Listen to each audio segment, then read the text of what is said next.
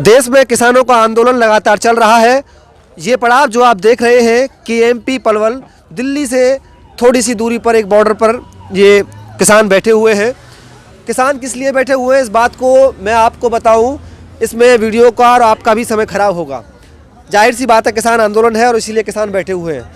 ये सब बात आप बार बार सुन रहे हैं कि किन 3 कृषि कानूनों के लिए किसान सड़कों पर है।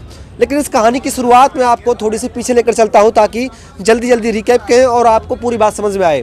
इस कहानी की शुरुआत हुई थी 2014 के चुनावों के वायदों से, जिसमें भाजपा ने वायदा किया था कि वो स्वामीनाथन कमीशन के आयोग की उन तमाम चीज़ों को लागू कर देंगे जो किसान को मजबूत कर सकती हैं। लेकिन उसके बाद एक PIL फाइल हुई और सुप्रीम कोर्ट ने केंद्र सरकार से जवाब मांगा। जवाब में केंद्र सरकार ने कहा कि अभी देश की स्थिति ऐसी नहीं है कि स्वामीनाथन आयोग की रिपोर्ट को लागू किया जा सके। सरकार ने इस बात को स्वीकार किया।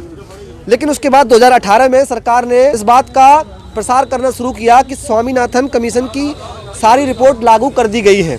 लेकिन ये सत्य नहीं है।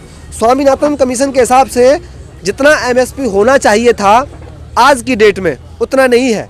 जो C2 + 50% की बात स्वामीनाथन कमीशन करता है वो बात अभी भी लागू नहीं है।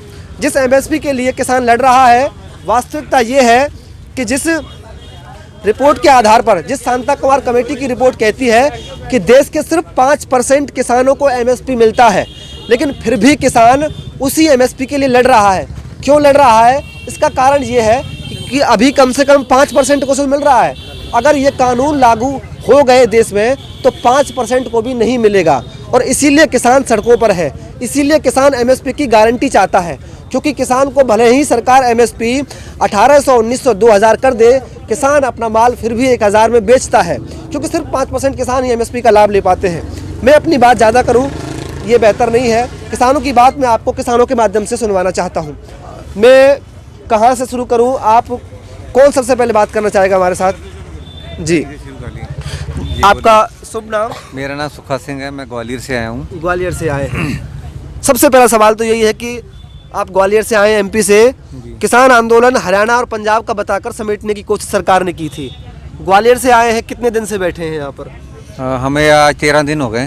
2 तारीख से हमारा जो लोग वहाँ से चले थे, यहाँ 3 को हम यहाँ पहुँच गए थे।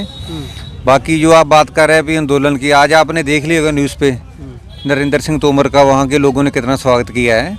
तो ये आंदोलन अकेले पंजाब और हरियाणा का नहीं है, ये पूरे इंडिया का बन चुका है।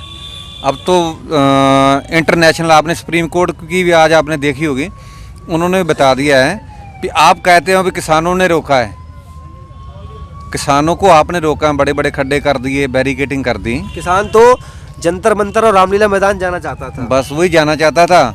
आपके सामने मंशा जाहिर हो गई है कि किसान का नहीं है, ये तो सरकार की मंशा ही वैसी थी। तो हमें यहाँ सर्दी में रोक के बैठे हैं, हम भी यहाँ बैठे हुए हैं। कितने दिन का जुगाड़ करके आप आए थे? क्या परेशानियां हैं? सरकार आपकी बात क्यों नहीं सुनना चाहती है? आपको बिल के किन प्रोविजन से दिक्कत है?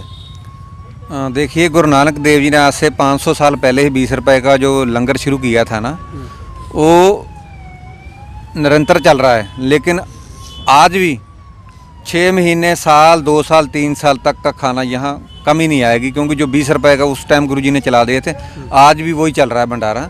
बाकी जो कानून है, जो किसान मांग रहे हैं, 3 जो कानून है उनको ख़त्म किया जाए और किसानों की जो हमारी कमेटी बनी हुई 40 मेंबरों की, उनको बैठा के सरकार के कुछ नुमाइंदे उसमें बैठे और संशोधन करके नया बिल लाया जाए।